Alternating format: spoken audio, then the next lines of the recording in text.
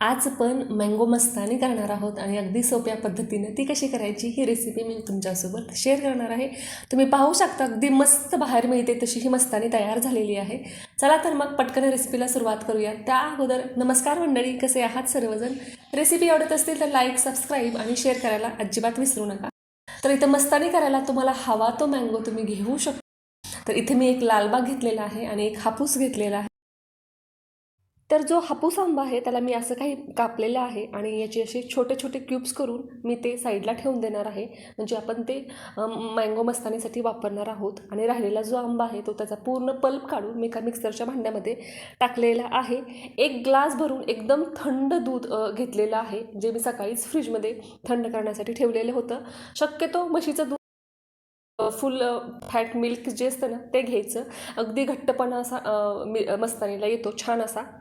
आणि साखर तुम्ही तुमच्या आवडीनुसार टाकू शकता। आता हा जो आंबा आहे लालबाग तो आणि हापूस गोड असल्यामुळं मी याच्यामध्ये काही साखर टाकलेली नाही। तुम्हाला हवं असल्यास तुम्ही त्याच्यामध्ये साखर टाकू शकता। इथं मी फॅनिला आईस्क्रीम घेतलेलं आहे, तुम्ही मँगो फ्लेवरचं पण आईस्क्रीम घेऊ शकता। हेही तुमच्या आवडीनुसार टाकायचं आहे। आता आईस्क्रीमचं काही प्रमाण नाही आहे, तुम्हाला किती पाहिजे ते तुम्ही टाकू शकता। अंदाजाने 2 मोठे चमचे एवढं मी याच्यामध्ये आईस्क्रीम टाकलेलं आहे। आणि ह्याची आता मिक्सरमधनं आपण छान अशी प्युरी तयार करून घेणार आहोत।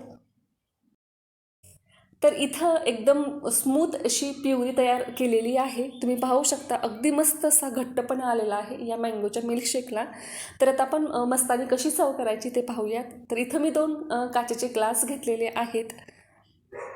सगळ्यात अगोदर आपण जे क्यूब्स करून ठेवलेले आहेत ना साईडला मँगो, ते आपण सगळ्यात अगोदर ग्लासामध्ये टाकणार आहोत। आणि इथं मी एका ग्लासापासून आणि 2 आंब्यांपासून साधारण 3 छोटे ग्लास इथं मस्तानी तयार झालेली आहे। त्याच्यानंतर आपण याच्यामध्ये मँगोचा मिल्कशेक टाकणार आहोत। अगदीच पूर्ण गच्च ग्लास भरायचे नाहीत, कारण याच्यावरतून आपल्याला आईस्क्रीम टाकायचं आहे, म्हणून थोडीशी जागा ठेवायची आहे।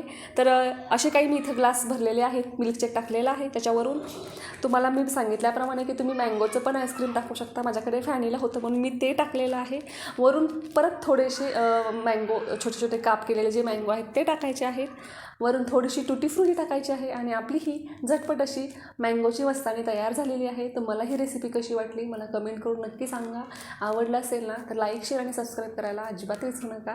भेटूयात लवकरच पुढच्या एका नवीन रेसिपीमध्ये।